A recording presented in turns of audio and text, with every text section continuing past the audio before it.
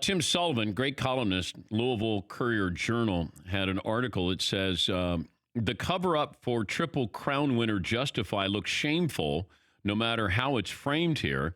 The Kentucky Horse Racing Commission says that they had no knowledge of the Triple Crown winner, the drug usage until yesterday. And Tim, kind enough to join us on short notice. What do you make of this story here, Tim? What do you expect to happen?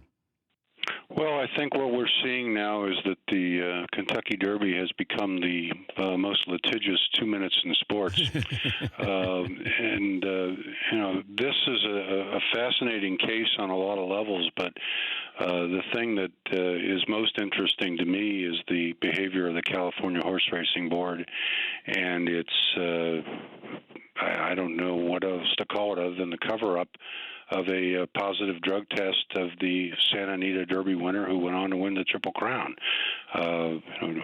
Whether the drug in question had any significant impact in Justify's performance is something I'm not qualified to comment on, but that the CHRB ignored its own precedent and concealed this information, seemed to drag its feet between learning of the first positive drug test and notifying Bob Baffert, is very curious.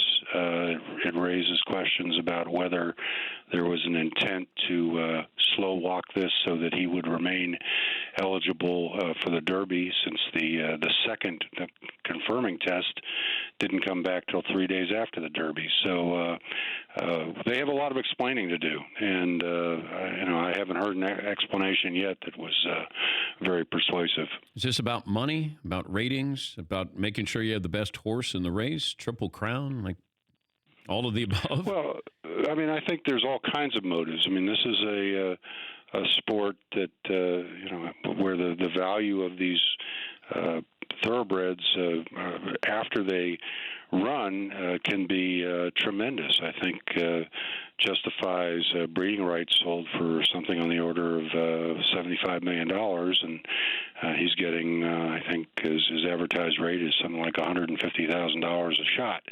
So there is huge money at stake here, and when you have a financial interest in a Derby horse, be it as an owner, a trainer, or someone in the industry who sees an opportunity to raise the level for everyone, I think you're inherently conflicted. There are members of the CHRB who have horses with Bob Baffert. I don't know how that can be allowed, but it is, and I think there's going to have to be some significant reforms that come out of this, whether this affects, Justify's standing as a Triple Crown winner. I think it's unlikely he would be stripped of any of those races. But the question remains, if he was tested positive after the Santa Anita Derby, why did it take so long for that word to get to Baffert? Why did it take so long for the second positive test to come back? And why was that concealed for more than a year? Tim, thanks for joining us on short notice. We appreciate your time.